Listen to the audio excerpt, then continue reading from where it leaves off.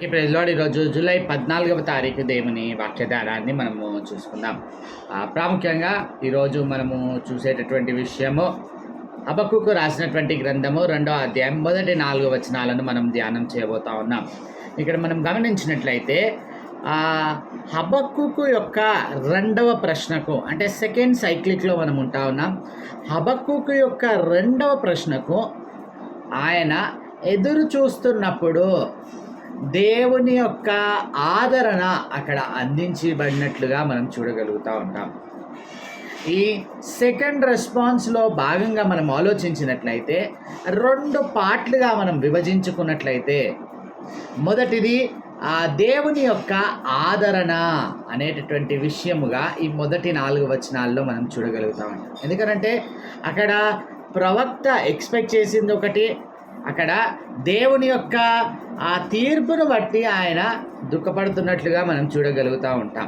అయితే ఇక్కడ మనం గమనించినట్లయితే దేవుడు అంత కఠినుడా, లేకపోతే దేవుడు పూర్తిగా ఇజ్రాయేలీయుల పేరు లేకుండా తుడిచివేస్తాడా అనేటటువంటి ఈ ఆలోచనలన్నీ కూడా అక్కడ ప్రవక్త కలుగుచున్నప్పుడు దేవుడిస్తున్నటువంటి అద్భుత ఆదరణ సెకండ్ సైక్లిక్లో, సెకండ్ రెస్పాన్స్లో మొదటి భాగముగా మనం ఇక్కడ గమనించినట్లయితే దేవుని యొక్క ఆదరణ,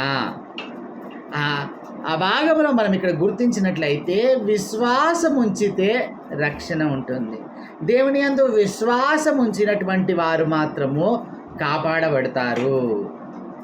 ఈ మొదటి 4 వచనాలను మనం ఒకవేళ చదువుకున్నట్లయితే ఆ ప్రవక్త అక్కడ ఏం చెప్తా ఉన్నాడు అనేటటువంటి విషయాన్ని మనం చూడగలుగుతూ ఉంటాం.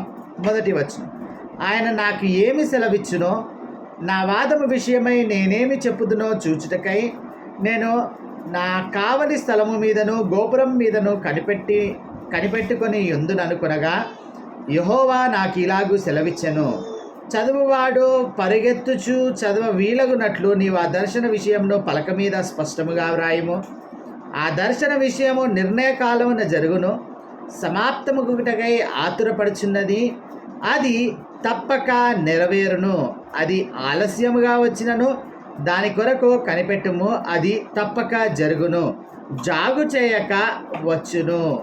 వారు యథార్థపరులు కాక తమలో తాము అతిశయపడుదురు, అయితే నీతిమంతుడు విశ్వాసమూలముగా బ్రతుకును. ఈ విషయాన్ని స్పష్టంగా మనం ఇక్కడ గుర్తించాలి. అయితే ఇక్కడ 2 విషయాలను ఇక్కడ మనం గ్రహించబోతా ఉన్నాం. మొదటగా ప్రవక్త యొక్క ఎదురుచూపు, లేకపోతే ప్రవక్త దేవుని రెస్పాన్స్ కోసము ఆయన వెయిట్ చేయడం మనం ఇక్కడ గ్రహించవలసినటువంటి విషయము. ఎందుకనంటే నేటి దినాన చాలా మంది ఇక్కడ మనం ఆలోచించినట్లయితే దేవుని దగ్గర నుంచి సమాధానం, లేకపోతే దేవుని దగ్గర నుంచి రెస్పాన్స్ రావడం లేదు కాబట్టి తొందరపడి ఏదో ఒక నిర్ణయం తీసేసుకోవడం, లేకపోతే తొందరపడి ఏదో ఒక పని చేయడము కాదు. ప్రవక్త యొక్క ఆలోచన చూసినట్లయితే మనము ఆయన వేసినటువంటి ఆ 2వ ప్రశ్నకు, ఆయన కలిగి ఉంటున్నటువంటి ఆ ఆవేదనకు దేవుడు ఏమి చెప్తాడో అని ఎక్కడో ఎదురు చూస్తున్నాడు. ఆయన చెప్తున్నటువంటి మాట మనం చూసినట్లయితే, ఆయన నాకేమి సెలవిచ్చునో, నా వాదము విషయమై నేనేమి చెప్పుదునో చూచుటకై నేను నా కావలి స్థలం మీదను గోపురం మీదను కనిపెట్టుకొని యుందుననుకొనగా. ఆ విషయము ఈనాడు మన జీవితాల్లో ఒక కనువిప్పుగా ఉండాలి.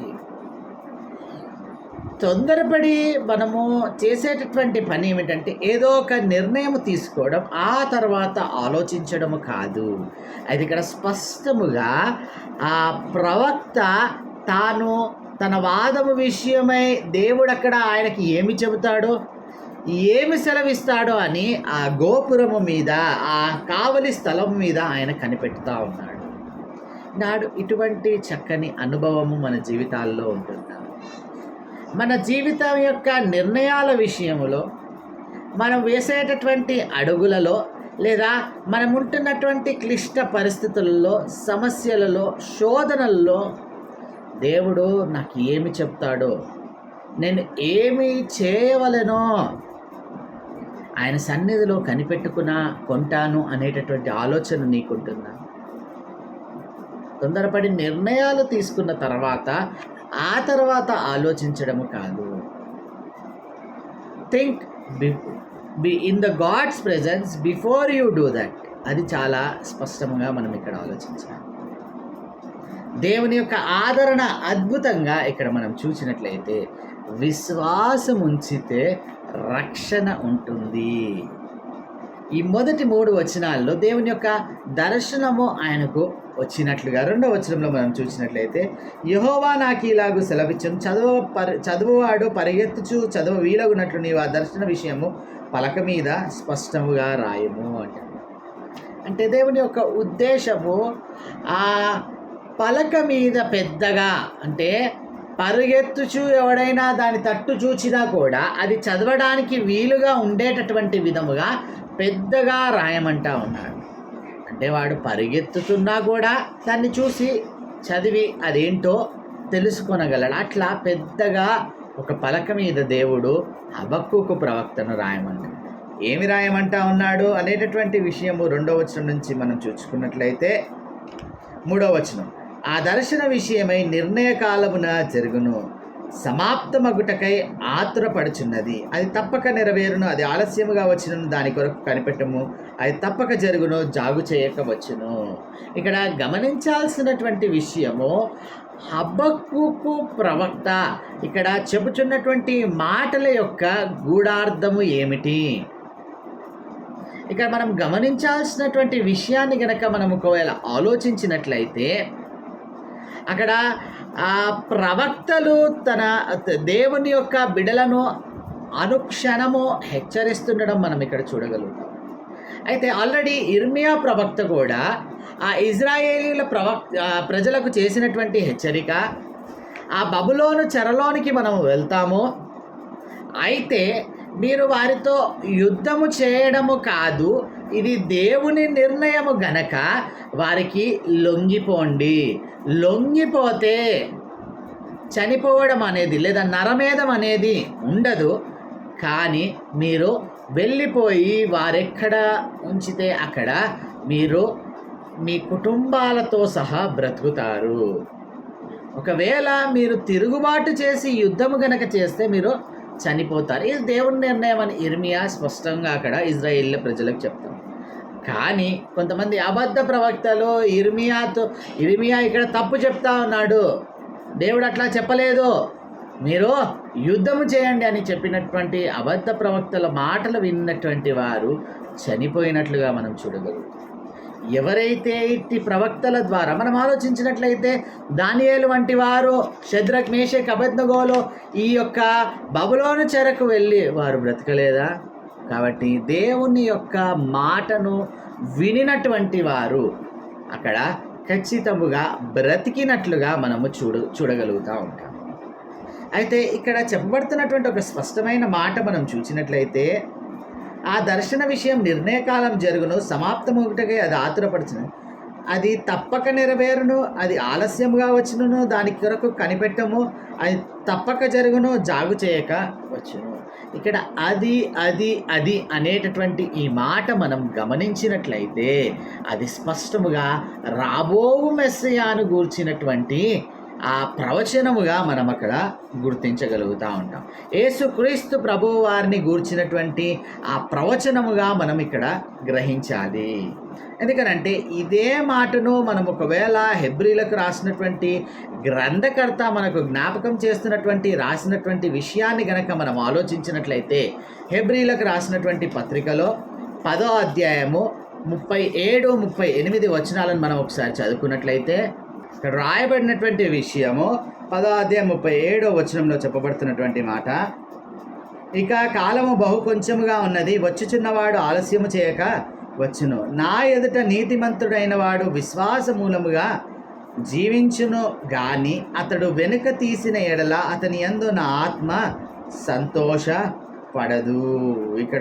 ఇక్కడ గ్రహించాల్సినటువంటి విషయము అక్కడ అది అని చెప్పబడుతున్నటువంటి విషయమును గురించి ఇక్కడ అతడు అని సంబోధించబడము మనం స్పష్టంగా గుర్తించాలి. అయితే ఇక్కడ గ్రహించవలసినటువంటి విషయము ఇక్కడ యేసుక్రీస్తు ప్రభు వారిని గురించి మెస్సయాను గురించినటువంటి ప్రవచనమని మనం ఇక్కడ గుర్తించాలి. ఇదే వాక్యాన్ని అక్కడ 4వ వచనంలో చెప్పబడుతున్నటువంటి మాట, వారు యథార్థపరులు కాక తమలో తాము అతిశయపడుదురు. ఈ బబులోనీయులు అతిశయపడలేదా? దానియేలు గ్రంథంలో మనము 4వ అధ్యాయము ఆ రాజు అక్కడ మేడ మీద తిరుగుతూ, ఇది ఈ బబులోను పట్టణము నా బలాతిశయము చేత కట్టబడిన పట్టణము కాదని తనలో తాను అనుకొనలేదా? అక్కడ మనం గమనించినట్లయితే ఇటువంటి క్లిష్ట పరిస్థితుల మధ్యలో దేవుని యందు విశ్వాసం ఉంచినటువంటి వాడు లేదా దేవుణ్ణి నమ్ముకొనినటువంటి వాని యొక్క పరిస్థితి ఏమిటి అని ఆలోచిస్తే అక్కడ చెప్పబడుతున్నటువంటి మాట, అయితే నీతిమంతుడు విశ్వాస మూలముగా బ్రతుకును. దేవుని యందు అక్కడ ఇర్మియా ప్రవక్త అదే మాట చెప్తున్నాడు. ఇక్కడ తిరిగి హబక్కూకు ప్రవక్త ద్వారా కూడా దేవుడు తెలియజేస్తున్నటువంటి విషయము, నీతిమంతుడు విశ్వాసమూలముగా బ్రతుకును. ఇదే మాటను పౌలు రక్షణకు అన్వయిస్తున్నట్లుగా బై ఫెయిత్ వీఆర్ జస్టిఫైడ్. ఇక్కడ ఈ విషయాన్ని స్పష్టంగా మనము గుర్తుంచుకోవాలి. విశ్వాసము ద్వారా మనము నీతిమంతులుగా తీర్చబడుతున్నటువంటి మాట. అతడు వచ్చును అనేటటువంటి ఆ మాటలో మనం ఇక్కడ గుర్తించినట్లయితే ఆయన కాదా తన యొక్క శిలువ కార్యము ద్వారా మనల్ని నీతిమంతులుగా తీర్చింది? ఉచితముగా ఆయన మనల్ని నీతిమంతులుగా తీర్చలేదా? అయితే ఇక్కడ గ్రహించవలసినటువంటి విషయము, అక్కడ దాన్ని రిప్లేస్ చేయడానికి యూదులో క్రియల ద్వారా అని ఎంతో ప్రయత్నం చేశారు. కానీ క్రియలు లేకుండానే అనేక మంది ఆయన యందు విశ్వాసం ఉంచినటువంటి వారు, అనేక ఎగ్జాంపుల్స్ మనం తీసుకొని చూడవచ్చు. ఆయన యందు విశ్వాసం ఉంచితే రక్షణ అందుకున్నటువంటి వారు. కాబట్టి ఇటువంటి క్లిష్ట పరిస్థితుల్లో కూడా అక్కడ ఆయన యందు విశ్వాసం ఉంచినటువంటి వారు రక్షించు.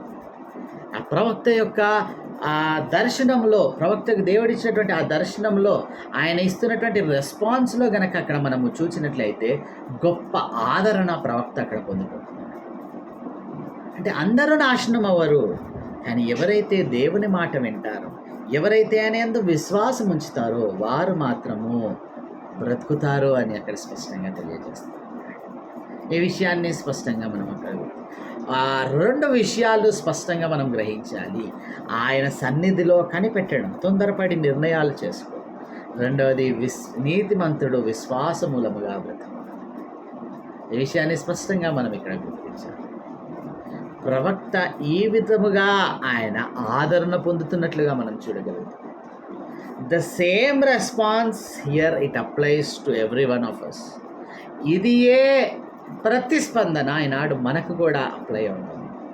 ప్రవక్త ఎదురు చూస్తున్నటువంటి విధముగా ప్రతి విషయం కొరకు తొందరపడి ఆ నిర్ణయాలు చేయడం కాదు, దేవుని సన్నిధిలో కనిపెట్టుకోవడం.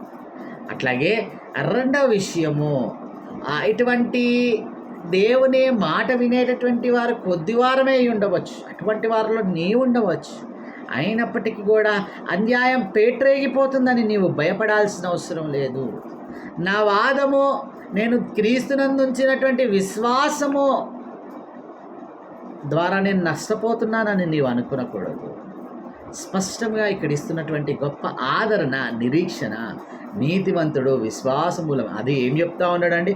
పలక మీద పరిగెత్తేవాడు కూడా చదివేటటువంటి వీలుగా పెద్దగా రాయమంటా ఉన్నాడు. ఇట్టి ఆదరణ ద్వారా ప్రవక్త అక్కడ ఆదరించబడినట్లుగా మనం చూడగలుగుతాం. కాబట్టి ప్రార్థన చేస్తాం. అత్యంత కృపగల దేవా, అయినాడు మేము ఇక్కడ గ్రహించినట్లయితే నీ వాక్యంలో తెలియజేయబడుచున్నటువంటి విధముగా నిజముగా మా జీవితాల్లో నీ సన్నిధిలో ప్రతి విషయమును కనిపెట్టుకొని మేము నిర్ణయాలు చేసేటటువంటి విధానం.